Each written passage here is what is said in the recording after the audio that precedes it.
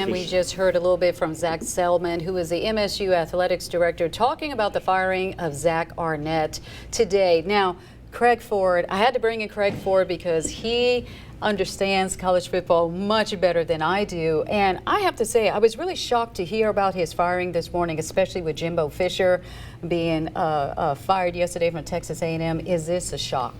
I think because of the Jimbo Fisher firing yesterday, of course, Jimbo Fisher being fired by Texas A&M, I think that moved the timeline up a little bit for Mississippi State and maybe some other programs to go ahead and start looking for a new coach now, because there are a lot of candidates out there. You want to get in the game as early as you can. Now let's be honest about something.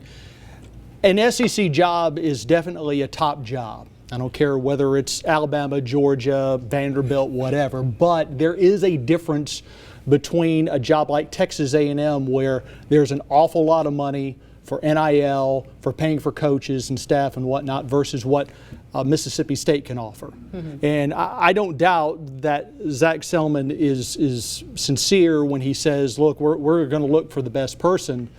But honestly, if you look at a ranking of the jobs in the SEC, mm-hmm.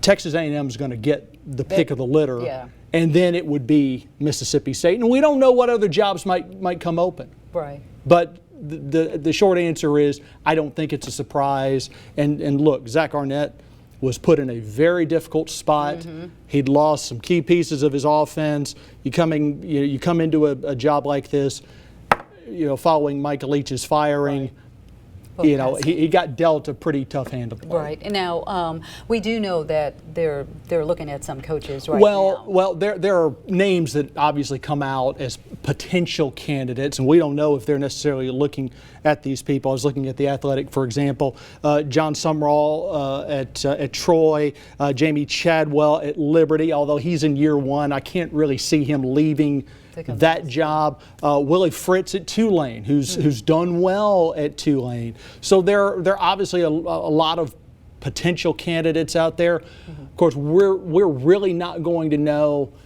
until we get a little deeper into this process. But I think State, really the same thing for Texas A&M. Mm-hmm. I think they'd like to go ahead and get their new coach hired as soon as possible, so that they don't have this lingering over them as we get further and further into the college football season. All right, Craig, thank you as always for your insight.